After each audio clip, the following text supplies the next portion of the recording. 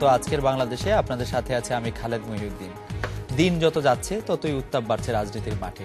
অবিশ্বাস ও অনাস্থার দুর্ভেদ্য দেয়াল এখন সরকার ও বিরোধী দলের মধ্যে। বিএনপির 12 মার্চের ঢাকা চলো কর্মসূচি আতঙ্কিত করে তুলছে দেশবাসীকে।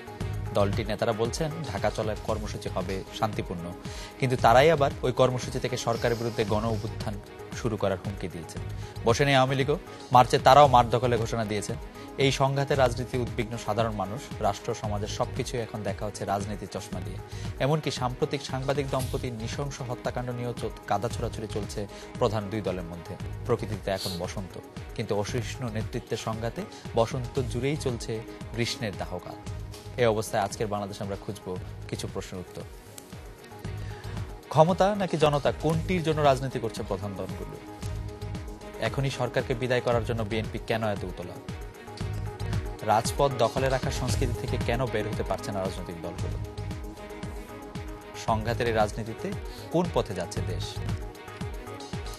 জানিয়ে রাখি, আজকের বাংলাদেশে আপনার মতামত প্রশ্ন পাঠাতে এসএমএস করতে পারবেন। এসএমএস পাঠানোর নিয়ম, একে বিও লিখে স্পেস দিন, লিখুন আপনার নাম, স্পেস দিয়ে লিখুন আপনার মতামত বা প্রশ্নটি, যে কোনো মোবাইল ফোন থেকে পাঠিয়ে দিন 16232 এই নম্বরে। এছাড়া ইমেল করতে পারবেন akbo@independent24.tv। ফেসবুক ও টুইটারও লিখতে পারেন আজকের .বাংলাদেশ@independent24.tv এই ঠিকানা। এসব বিষয় নিয়ে আলোচনা করতে আজ স্টুডিওতে আছেন বিএনপি চেয়ারপারসনের উপদেষ্টা ডক্টর এম ওসমান ফারুক, আছেন ঢাকা বিশ্ববিদ্যালয়ের প্রো উপাচার্য ডক্টর হারুনুর রশিদ এবং জাতীয় সংসদের হুইপ আসম ফিরোজ। স্বাগত আপনাদের। ডক্টর ওসমান ফারুকের কাছেই সরাসরি প্রশ্নটা চলে আসি, যে আমরা যেসব দেখছি যে আমাদের শীর্ষ নেতৃত্বের বক্তৃতা, বিবৃতি, বক্তব্যের মাধ্যমে একদম শীর্ষ নেতৃত্বের ক্ষেত্রে আমরা দেখছি যে বিভেদটাকে আরো কিভাবে জাগিয়ে তোলা যায়, আরো কিভাবে খুঁচিয়ে তোলা যায়, সবগুলি ক্ষেত্রে যেগুলিতে দরকারও নাই সেসব ক্ষেত্রে এই প্রসঙ্গটা সামনে চলে আসা। আর কতদিন এরকম চলবে? ধন্যবাদ। আসলে কোনো রাজনৈতিক দলই যে ইচ্ছাকৃতভাবে বিভেদ জাগিয়ে রাখতে চায় এটা বোধ করি ঠিক নয়। তবে অবস্থার প্রেক্ষিতে যে কোনো রাজনৈতিক দল, সে বিএনপি হোক, আওয়ামী লীগ হোক, জাতীয় পার্টি হোক, তাদের কিন্তু একটা কর্তব্য রয়েছে যে দেশের সমস্যা যেগুলো রয়েছে সেই সমস্যাগুলোকে সঠিকভাবে জনসাধারণের সামনে তুলে ধরা, এবং সেইটা করতে গিয়ে যদি মত পার্থক্য হয় অন্য দলের সাথে, তাহলে সেটাকে বিভেদ বলা বোধ করি ঠিক হবে না। সব দেশেই রাজনীতির দলের মাঝে বিভিন্ন ইস্যুতে মতভেদ হয়ে থাকে। সেই মতভেদ কোনো জায়গায় তীব্র হয়, কোনো থেকে একটু এতটা তীব্র হয় না, সেটা বলতে পারেন। তবে বিভেদ ইচ্ছা করে হচ্ছে সেটা আমি বলবো না। অন্তত বিএনপির পক্ষ থেকে আমি বলতে পারি যে আমরা রাজনৈতিক সমস্যাগুলো সমাধানের জন্য চেষ্টা করছি জনসাধারণের সামনে তুলে ধরা, সরকারি দলের সামনে তুলে ধরা, যাতে এগুলো সমাধান করা যায়। কাজে আমি মনে করি না যে বিভেদ সৃষ্টি আমাদের, অন্তত বিএনপির আমি পক্ষ থেকে। স্পেসিফিক একটু জানতে চাইছি যে বিভেদ সৃষ্টি করার যদি উদ্দেশ্য না হয়, তাহলে কেন আপনাদের দলের পক্ষ থেকে বলা হলো যে সাংবাদিক দম্পতি যারা মারা গেছেন তাদেরকে সরকার মেরে ফেলেছে গোপন তথ্য লুকানোর চেষ্টায়?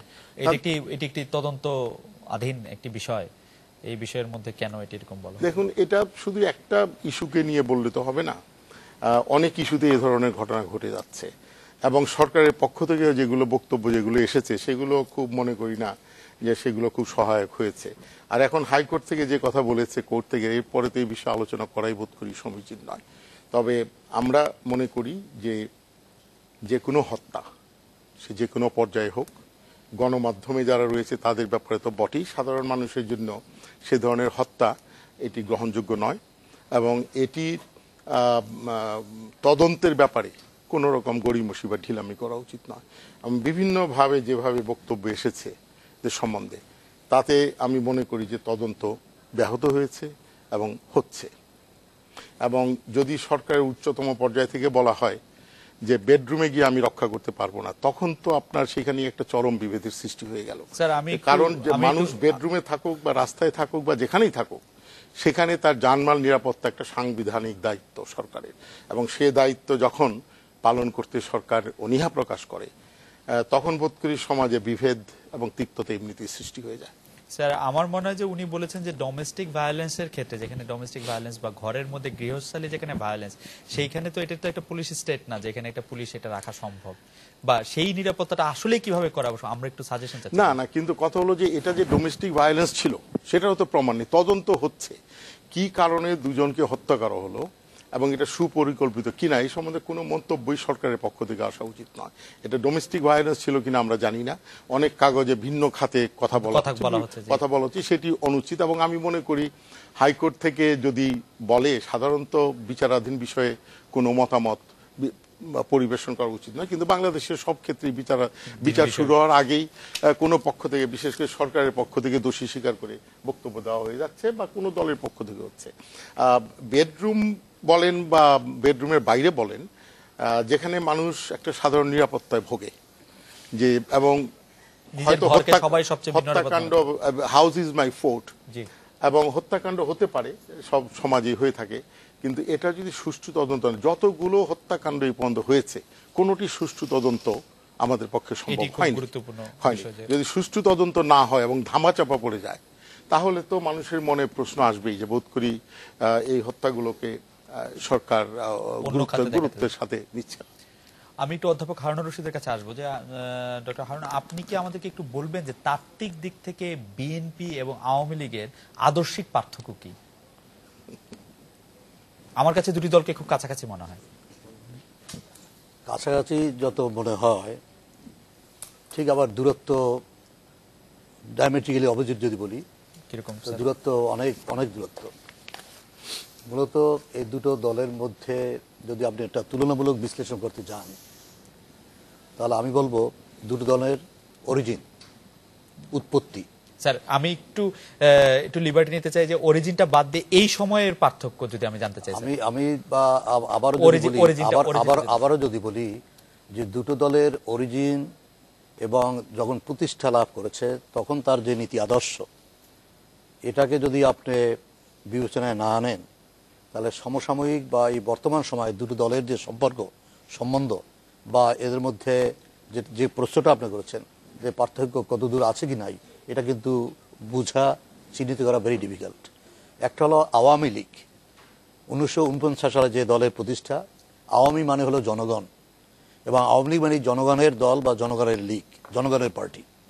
এবং সেই পাকিস্তানি শাসন আমলে বাঙালির যে অধিকার, তার স্বাধিকার, কার্যত তার যে জাতীয় মুক্তির প্রশ্ন, এটা নিয়ে কিন্তু তৎকালীন সময় আওয়ামী লীগের প্রতিষ্ঠা। এবং আওয়ামী লীগ আপনি জানেন যে বাঙালি জাতীয়তাবাদ, গণতন্ত্র, অসাম্প্রদায়িক যে আমাদের জাতীয় রাজনীতি এবং রাজনৈতিক সংস্কৃতি, এটাকে তারা ধারণ করে। এবং 71 সালে মুক্তিযুদ্ধের যে বাংলাদেশ, তখন যেটা বলেছি যে গণতন্ত্র, অসাম্প্রদায়িকতা, শোষণ মুক্তি, এইগুলো হলো তার যদি মূল যে আদর্শ। অসাম্প্রদায়িকতা, জি, এখন তো এই আদর্শ থেকে অনেকটা সরে এসেছে আওয়ামী লীগ, আসতেছে সেখানে। কিন্তু বিএনপি যদি বলেন, 1978 সালে এই দলের প্রতিষ্ঠা, এবং যেটা তৎকালীন সময় সেনা শাসন আমল, সেনা শাসন চলছিল, সেই সেনা শাসন আমলে কিন্তু এই দলটি প্রতিষ্ঠা লাভ করেছে। এবং এই দলের ভেতরে যদি দেখেন বিভিন্ন দল থেকে যেখানে এসছে, ভাসানীপন্থী ন্যাপ সেখানে আছে, মুসলিম লীগ পন্থী যারা তারা আছে, আবার যদি বলেন মডারেট তারা আছেন, অর্থাৎ একটা কনগ্লোমারেশন, এটা একটা সংমিশ্রণ হয়েছে। এ হলো একটা দিক। এবং যেটা হলো 75 সালে 15ই আগস্ট বঙ্গবন্ধু হত্যার পরে যদি বলি, রাজনীতিতে যে ভিন্ন পথে আমাদের জাতীয় রাজনীতির যে অগ্রসর হলো, তারই একটা পর্যায়ে কিন্তু এসে বিএনপির প্রতিষ্ঠা লাভ করেছে 1979 সালে, 78 সালে 1 সেপ্টেম্বর। এখন আপনি যেটা বললেন যে আওয়ামী লীগ তো অনেক সরে আসছে তার অসাম্প্রদায়িক রাজনৈতিক অবস্থান থেকে। আসলে রাজনৈতিক দলের যদি বলেন শক্তি এবং একটা রাজনৈতিক দলের স্ট্রেংথ, সেটা নির্ভর করে অ্যাডাপ্টেবিলিটির উপরে।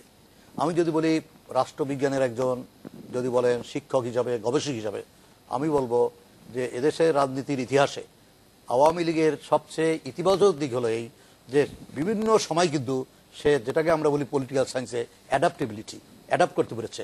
পাকিস্তান প্রতিষ্ঠার পরে যে মুসলিম লীগের নেতৃত্বে পাকিস্তান প্রতিষ্ঠিত হয়েছে 1947 সালে, সেই দল কিন্তু পরিবর্তিত অবস্থার সাথে অ্যাডাপ্ট করতে পারে না, যেখানে মুসলিম লীগ কিন্তু নিশ্চিহ্ন হয়ে গেছে। কিন্তু ভারতের কংগ্রেস পার্টি দেখেন, কংগ্রেস পার্টি কিন্তু এখনো এই 1885 সালে প্রতিষ্ঠার পর এখনো তারা ক্ষমতায় রয়েছে। আওয়ামী লীগ ঠিক 1949 সালে প্রতিষ্ঠার পরে নাম ছিল আওয়ামী মুসলিম লীগ। ভাষা আন্দোলনের পরে 1950 সালে এসে হলো কিন্তু আওয়ামী লীগ, মুসলিম শব্দ বাদ দিয়ে সবার জন্য উন্মুক্ত করে দেওয়া হলো। তারপর ধাপে ধাপে এক সময় শোষণ মুক্তির যে প্রশ্ন বা যদি বলেন সমাজতন্ত্র, সেটা পর্যন্ত তারা গ্রহণ করেছে। 1975 সালে একটা রাজনৈতিক অবস্থায় যখন আওয়ামী লীগ থেকে যে বাংলাদেশ কৃষক শ্রমিক আওয়ামী লীগ হলো এবং রাষ্ট্রপতি শাসিত ব্যবস্থা প্রবর্তিত হলো, ঠিক 75 সালের 15 আগস্ট বঙ্গবন্ধু হত্যার পরে পরিবর্তিত অবস্থায় আওয়ামী লীগ প্রথম যখন সেই 76 সালে জেনারেল জিয়াউর রহমান সাহেব যখন পলিটিক্যাল পার্টি রেগুলেশনস এইটা রাজনৈতিক দলবিধি প্রবর্তন করলেন, তখন কিন্তু আওয়ামী লীগ ফার্স্ট সেখানে আনুষ্ঠানিকভাবে বিধিসম্মতভাবে রাজনৈতিক কর্মকাণ্ড করতে গিয়ে যে আবেদন করতে হয়েছিল প্রত্যেক দল, তারাও আবেদন করেছে, তখন কিন্তু তারা সংসদীয় গণতন্ত্রের কথা বলেছে। আবার অর্থাৎ রাষ্ট্রপতি ব্যবস্থায় আর কিন্তু থাকেনি, বা একটি জাতীয় দলের মধ্যে আর থাকেনি, আবার সংসদীয় ব্যবস্থায় চলে গেছে। ঠিক আজকে এই বিগত 40 বছরে, বিশেষ করে 1975 সালের পর থেকে শুরু করে সেনা শাসন আমল এবং এর পরেও একটি সময় পর্যন্ত যদি বলি বিএনপি এবং জামাতে ইসলামের জোট সরকার যখন হলো, তো এই সময়টায় এবং সেনা শাসন আমলে বাংলাদেশের রাজনীতিতে যে ধর্মীয়করণ বা ধর্মের যে উত্থান আমরা দেখি, এটা তো আমার মনে হয় যে এ নিয়ে কোনো আলোচনা বা ডিবেটের কোনো অবকাশ নেই, এটা প্রতিষ্ঠিত সত্য। তো সেইটার মধ্য দিয়ে এক পর্যায়ে কি হয়েছে, সংবিধানে পরিবর্তন হয়েছে। সেখানে ঈশ্বর সাহেব এসে 88 সালে যখন রাষ্ট্রধর্ম ইসলাম করেছেন, তো এই যে যেটাকে বলি রাইজ অফ পলিটিক্যাল ইসলাম এখানে ঘটেছে সামুর আদার, এখন সেখান থেকে হঠাৎ করে যদি আপনি 72-এ চলে যাবেন, এটা কিন্তু হবে একটা অ্যাডভেঞ্চারমূলক, এটা হবে একটা হঠকারী রাজনীতিতে। কেন জনগণের মন মানসিকতা, সমাজের যে পরিবর্তন 40 বছর নিঃসন্দেহে ঘটেছে, সেটাকে আওয়ামী লীগ ধারণ করে ঠিক 72 সংবিধানের ফান্ডামেন্টাল যে চারটা আছে সেটাকে যেমন এবার 5ম সংশোধিত সংবিধানে পুনঃস্থাপন করেছে, আবার ধর্মীয় যে অনুভূতির যে বিষয়গুলো আছে, যেগুলো হলো সেন্সিটিভিটি যেটাকে বলি, সেগুলোও কিন্তু আবার তারা রক্ষা করেছে। এইভাবে একটা সমঝোতা তারা করেছে। অ্যাপারেন্টলি মনে হতে পারে যেটা বোধহয় এক ধরনের বোধহয় এই বিষয়ে আপনার কাছে আমরা আবার একটু আসবো। একজন রাষ্ট্রবিজ্ঞানীর কাছে আমার প্রশ্ন থাকবে যে আদর্শ থেকে বিচ্যুত অ্যাডাপ্টেবিলিটি একটা দলের জন্য কতটা প্রয়োজনীয়, বা আদর্শ বিচ্যুত হয়ে অ্যাডাপ্টেবিলিটি কি একটা দলের লক্ষ্য হওয়া উচিত কিনা, এটা একটু আবার একটু আসম ফিরোজের কাছ থেকে আসি যে অন্য একটি বিষয় নিয়ে। ডক্টর ওসমান ফারুক একটি বিষয় পয়েন্ট আউট করেছেন যে হত্যাকাণ্ডের এই সরকারের সময় আমরা হত্যাকাণ্ডের সুষ্ঠু তদন্ত কিন্তু দেখতে পাচ্ছি না। অনেকগুলো হত্যাকাণ্ড আমি নাম করতে পারি, আপনি চাইলে আমি নাম নাও করতে পারি। তো এই সুষ্ঠু তদন্তগুলি হওয়ার ক্ষেত্রে প্রধান বাধা কি বলে আপনি মনে করেন? আমি তো কোনো বাধা দেখতেছি না, কারণ আমরা তো কমিটেড জনগণের কাছে, কিন্তু ফ্যাক্ট রিমেইনস যে আমরা সুষ্ঠু তদন্তের ভিত্তিতে সব ঘটনাগুলো উদ্ঘাটন করার চেষ্টা করব।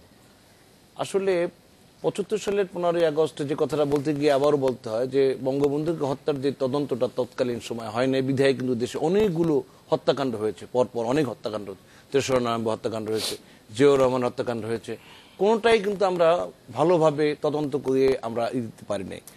এখনকার প্রেক্ষাপট আমি বলবো যে এর চেয়ে স্বাধীন বিচার ব্যবস্থা বা এর চেয়ে ভালো তদন্ত আপনি দেখবেন যে 21 আগস্ট গ্রেনেড হামলা, জজম্যান নাটক সৃষ্টি করা হয়েছিল, রাষ্ট্রপতির স্ত্রী আইবুর রহমান এবং 23 জন লোক সেদিনকে মারা গেল।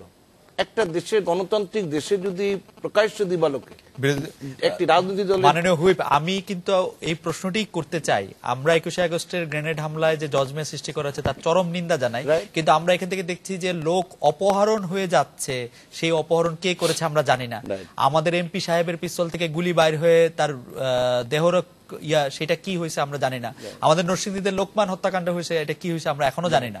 তাহলে আমরা সুষ্ঠু তদন্তটা কোথায় পাচ্ছি? আমার কথা হলো যে তদন্ত তো পুলিশ করবে, তদন্ত সরকার করবে না, এজেন্সি আছে তো, তাহলে পুলিশ কি করবে? তো জজমিয়াও তো পুলিশই করছে।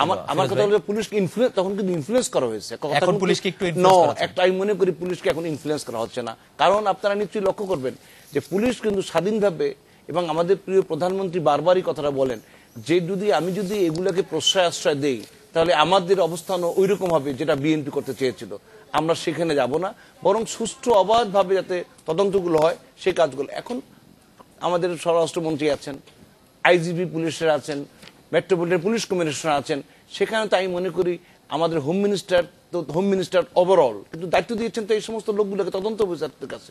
যদি তদন্তরা ফেল করে নিশ্চয়ই তাদের বিরুদ্ধে ব্যবস্থা নেওয়া হবে, সেইটার জন্য আমাদের অপেক্ষা করতে হবে। এবং যে ঘটনাটা ঘটেছে, এই যে 2 জন সাংবাদিক মারা গেল, সারা বাংলাদেশ নিন্দা করে, আমরাও নিন্দা করি, দলগতভাবে আমরা নিন্দা জানাই, কিন্তু এই রহস্যটা উদ্ঘাটন করার জন্য ধরে নিয়ে একটা লোকের সাজা দেওয়া যাবে না, একটা লোক আইডেন্টিফাই করা যাবে না। তদন্ত হচ্ছে ধীর